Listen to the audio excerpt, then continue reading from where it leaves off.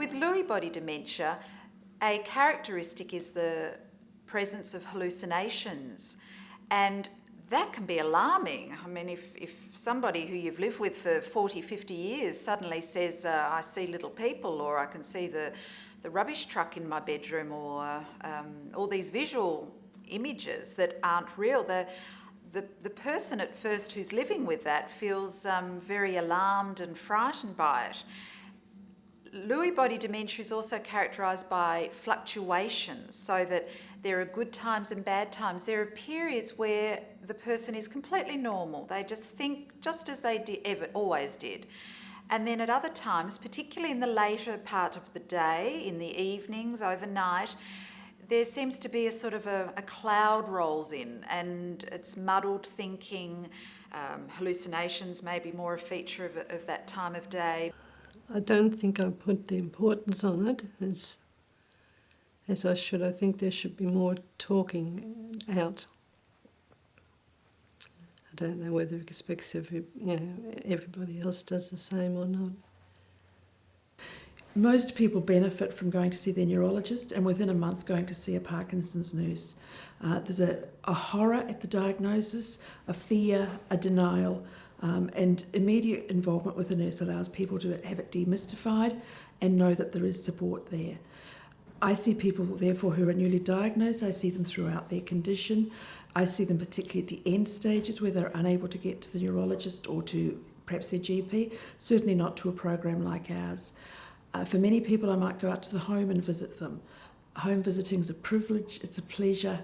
I feel very honoured to be allowed to do it and to become part of people's lives. The major problem in management of the symptoms of Lewy body disease is that we need to balance the requirement for mobility as well as rationalising the mental symptoms, or trying to control the mental symptoms as much as possible. Now, unfortunately, the medication that's used to improve the mobility can aggravate the mental symptoms. And so we have this dilemma where trying to improve mobility will make the mental symptoms worse, and when the mental symptoms are worse, then life is very difficult. And so what normally tends to happen is that people focus on the mental symptoms, try and improve those as much as possible, resulting in lack of mobility. And so that is the dilemma. That is the difficult part. How can you have your cake and how can you eat it at the same time? There are ways that we can try and improve the situation.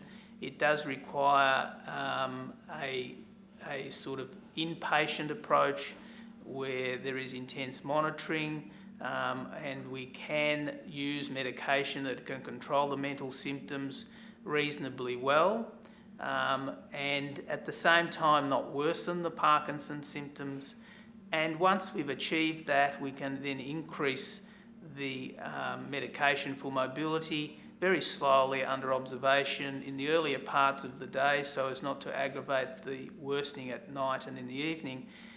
And in the majority of people, we can achieve a fairly good combination of normal mobility, near normal mobility, with fairly rational thoughts, no hallucinations, and normal behaviour. But of course, the dementia component will still be there, so there'll be a tendency for confusion and people will still need direction and supervision. But at least they'll be mobile and capable of helping themselves to a large degree. So that's the big dilemma. There is a solution to it, but it does require a special approach. It's very difficult when people see the person that they're living with change before their eyes. It's very subtle. Change can be almost unseen, and it's really people, when they reflect back on this time last year or this time 2 years ago, that they actually notice a difference. The change is subtle, and it's important that the families in particular understand that this is actually a normal process. I think often in the early stages, the person who's experiencing the problem is actually blamed, or made to feel as though it's their fault that these changes are happening. But in fact, it's completely out of their control. And it takes a lot of understanding and patience and education to recognise that this is out of their control. It's a neurodegenerative process, which means that change is happening in the brain without any reversible cause, there's nothing you can do to stop it.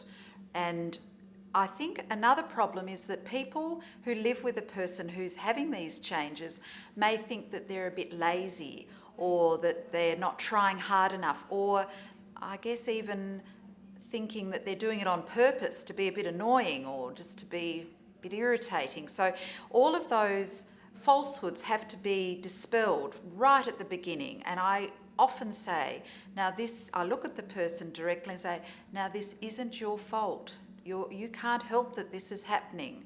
And I can feel a sense of relief when I say that, because this is very reassuring, particularly to the person themselves.